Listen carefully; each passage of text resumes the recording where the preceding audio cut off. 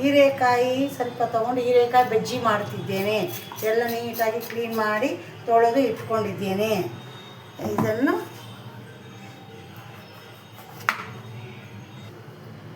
ಬಜ್ಜಿಗೆ ಸ್ವಲ್ಪ ಕಡಲೆ ಹಿಟ್ಟು ತೊಗೊಂಡಿದ್ದೀನಿ, ಸ್ವಲ್ಪ ಅಚ್ಚ ಖಾರದ ಪುಡಿ, ಸ್ವಲ್ಪ ರುಚಿಗೆ ತಕ್ಕಷ್ಟು ಸ್ವಲ್ಪ ಉಪ್ಪನ್ನು ಸೇರಿಸ್ತಿದ್ದೇನೆ, ಸ್ವಲ್ಪ ಅರಿಶಿಣ,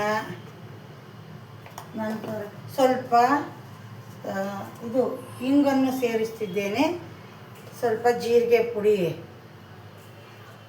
ಇಷ್ಟನ್ನು ಸೇರಿಸಿ ಸ್ವಲ್ಪ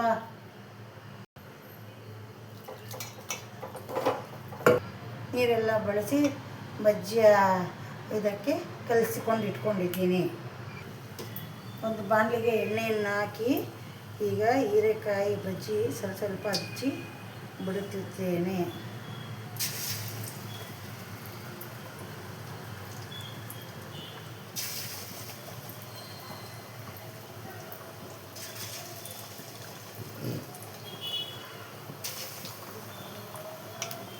ಈಗ ಬಿಸಿಯಾಗಿ ಬಜ್ಜಿ ರೆಡಿ ಆಗಿದೆ.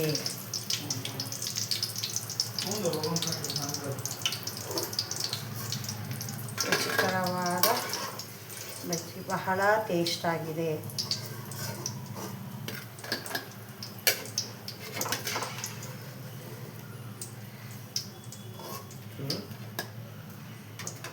ಬಿಸಿಯಾದ ಬಜ್ಜಿ ರೆಡಿ ಆಗಿದೆ. ಮಾಡ್ಕೊಳ್ಳಿ.